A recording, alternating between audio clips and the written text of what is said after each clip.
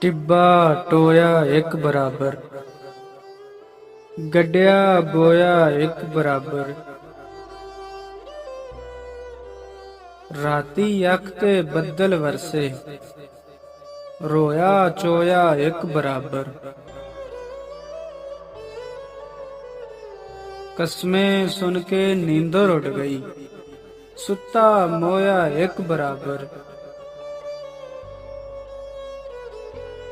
ਮਾੜੇ ਘਰ ਨੂੰ ਬੂਹਾ ਕਾਦਾ, ਖੁੱਲਾ ਟੋਇਆ ਇੱਕ ਬਰਾਬਰ।